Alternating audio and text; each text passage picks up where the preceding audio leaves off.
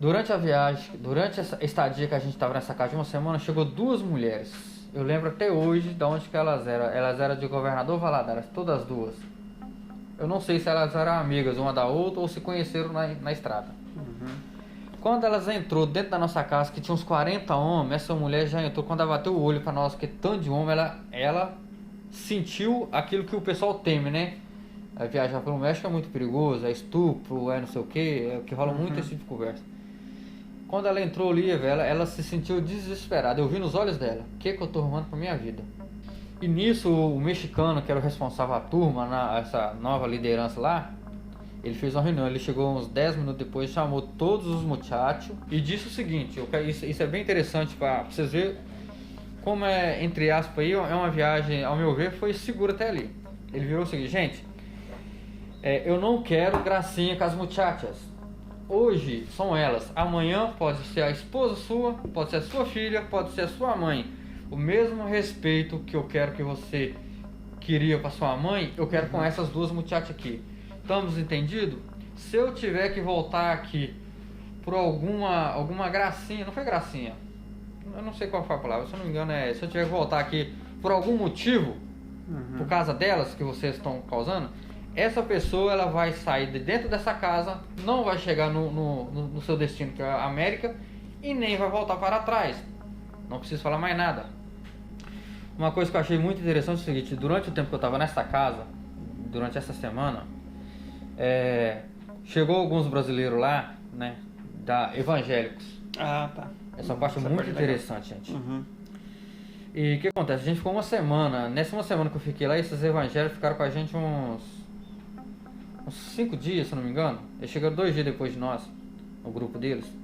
E todo dia, gente, todo dia, 7 para 8 horas da noite, esses evangélicos reuniam na sala e convidavam nós todos que estavam na casa. Gente, existe uma igreja no Brasil que está levantando uma campanha de oração para que a nossa viagem venha ser um sucesso.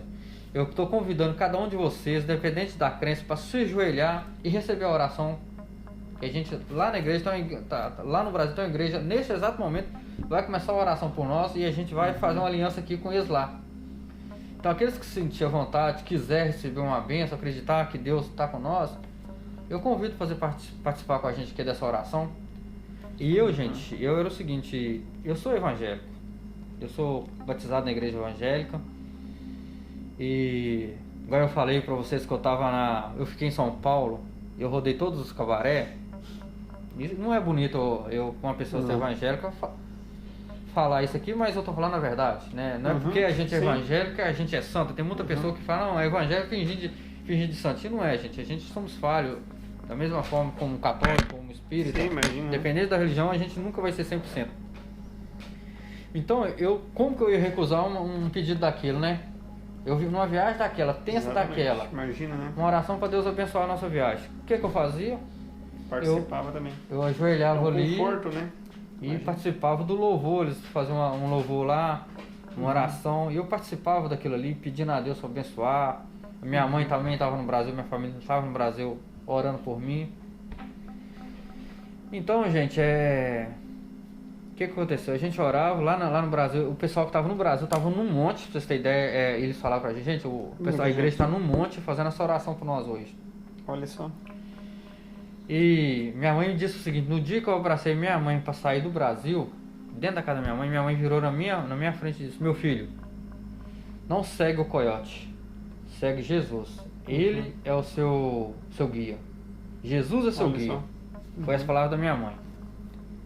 E eu não esqueci das palavras da minha mãe. Então nas orações eu lembrava dessas palavras da minha mãe, que eu estava seguindo, eu tinha que seguir Jesus.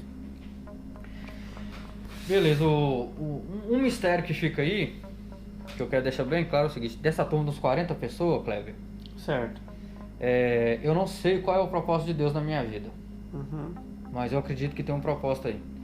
Porque nesse grupo de 40 pessoas, esses evangélicos que estavam ali orando todos os dias, eu acredito que eles já tinham uma comunhão com Deus muito grande no Brasil.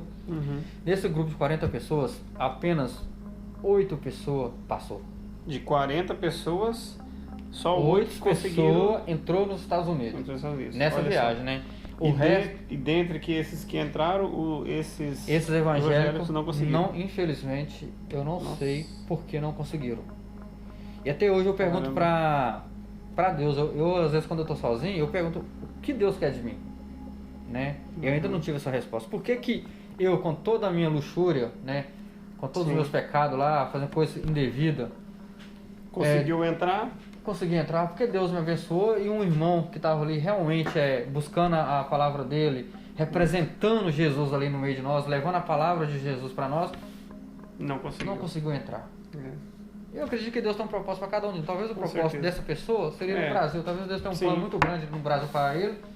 E talvez tenha um plano para mim aqui. Exatamente. Mas é mistério de É Deus. um mistério, exatamente. A gente nunca vai saber, né? Então, Isso mesmo. mas seguindo lá na viagem, vamos voltar na viagem. No dia de atravessar o rio lá, as palavras da minha mãe veio muito forte na minha cabeça. Ah, No tá. dia, Uma coisa também, desculpe interromper. Vocês sabiam... você falou, não deu certo deles atravessarem, mas como que vocês ficaram sabendo? Como vocês sabiam disso? Que a turma tal conseguiu atravessar, a turma tal não conseguiu. Eles voltaram para trás, como é que era? é assim, ó. Como a gente tinha um WhatsApp, a gente trocava mensagem um com o outro, né? Todo Tá. mundo, ô, me dá seu número aí, você vai Sim. amanhã primeiro que eu, você vai me passando como é que é lá, né? Uhum. Certo. Beleza. Toda a turma que saía, meu amigo, saiu uma turma hoje. Eu Uhum. fiquei na casa, uma turma saiu de noite, sempre saiu de madrugada, 1h da manhã. A turma quando ia, eles não davam mais notícia. Não davam mais notícia. Tá. Certo. Então levava o quê? Você não dava. Por que não tá dando notícia? Levava o quê? Que foram presos, sei lá, foram Preso. recolhidos. Uhum. Entendi. Sim. E... E aquela turma que mandava notícia, conseguimos. Uhum. Era a turma que conseguia. Então muitas turmas foram na nossa frente e nenhum deles mandou notícia. Nossa. E daí, imagina, né? E depois... Aí vocês ficavam apreensivos, A gente né? ficava apreensivo, porque nós não sabia o que estava acontecendo. Os coiotes não falavam pra gente, eu acho que até uma forma de proteção para os coiotes. É. Se eu falar que a turma que foi ontem foi presa e a outra foi presa, os próximos que for ir, Não não vai querer ir não, vai. É. Não, eu vou amanhã, não vou dessa vez não, que tá perigoso. Então eles falavam, ficavam em silêncio. Não. Sim. Então beleza, no dia que foi o dia de eu atravessar, onde as palavras da minha mãe falou assim que Jesus é seu guia, você deve seguir a Jesus. Quando chegou o meu grupo de 8 pessoas para atravessar, o muchacho, o cara que era o chefe lá, falou, gente, hoje é um grupo de 8 pessoas, a turma tal. Eu era um desses grupos, eu tava num desses grupos. E faltou uma pessoa para fechar o grupo de 8 pessoas. Nós era o grupo de 7, então tá faltando uma pessoa. Aí esse grandão, velho, ele tinha uns 2 metros de altura, era um senhor de idade. Não vou falar um senhor de idade porque eu não posso falar isso dele, porque ele era um bruto de um homem. Uhum. Eu nunca vi um homem tão forte na minha vida igual aquele, pela idade dele. Deve ter seus 55 anos, mas era um cara, uns 2 metros de altura. Era um toco de braço, era um cara, estilo esses caras brutos de fazenda, sabe aqueles caras sim. que cuida de vaca, vaqueiro, que fala, né? Forte mesmo, aham. Aqueles caras criados em roça, com angu e feijão e farinha. Sim, Era um cara ele. parrudo mesmo, queimadão do sol, meio carecão, cabeção, velho. Esse cara, ele ficava brincando com a gente lá. E a gente via que era verdade a brincadeira quando ele tava na casa. Ele falava assim, gente, Uhum. vocês estão em um grupo de nós estamos aqui num grupo de uns 40 pessoas. Pra vocês me deitar nesse chão aqui, eu acho que eu gasto 40 pessoas. E a gente olhar pra Forte ele, mesmo. e eu concordava com ele. Uhum. Porque era um velho bruto, velho. Ele era um cara bruto. Beleza, no dia de atravessar, ficou faltando um. E esse cara foi convidado a ir nesse grupo com a gente. Certo. E nele ser convidado, ele falou o seguinte, mas eu vim com meu amigo, eu só vou com ele. Aí o mexicano falou, não, mas só tem lugar pra um. Uhum. Esse cara grandão, sabe o que ele fez? Ele virou pra mim e falou o seguinte, você não vai, dirigiu a palavra pra mim, e falou o meu nome e falou assim, você não vai. Vai eu e vai meu amigo, você vai ter que ceder seu lugar pro meu amigo. Eu virei pra ele e falei assim, eu falei pra ele o seguinte, ó, ele falou que tem um lugar pra um, ele não falou que tem lugar pra 2. Uhum. Quando eu falei isso pra ele, sabe o que imperou ali? A força dos mais fortes. A força dele. A força dos mais fortes. Só que ele achou que ele era forte. Eu lembrei das palavras da minha mãe na hora. Seu guia é Jesus. Uhum.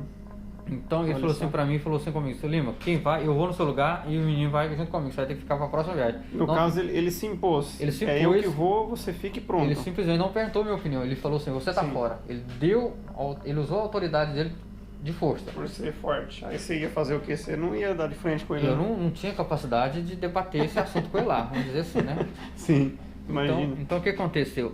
Eu lembrei das minhas palavras na hora, eu virei pra ele e falei assim, o negócio é o seguinte, Deus sabe a melhor hora de eu ir, velho. Eu tô com ele. Pode ir no meu lugar. Foi as palavras, gente, por Deus do céu. Deus é testemunho disso. Foi as palavras que eu usei com ele. Deus sabe a minha hora. Ele foi no meu lugar. E Moral da história desse pedaço aí. Essa turma foi presa. olha só, então se acaso você tivesse ido, Eu estaria preso. Não estaria contando essa história hoje aqui.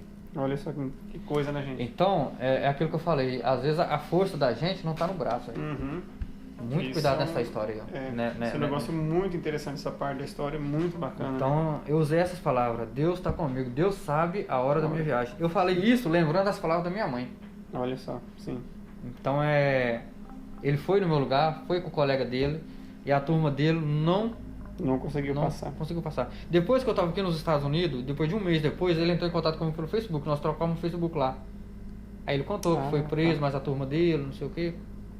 Mas nesse caso, quando ele entrou em contato contigo, Ele estava já- tentando uma nova viagem. uma Quando nova ele entrou viagem, contra- tá. ele tava Ele foi já- liberado, mas... Já, mas ele ficou preso lá, sei lá, acho que ficou um mês preso, 30 dias preso, foi deportado pro Brasil. Ah, tá. Uhum.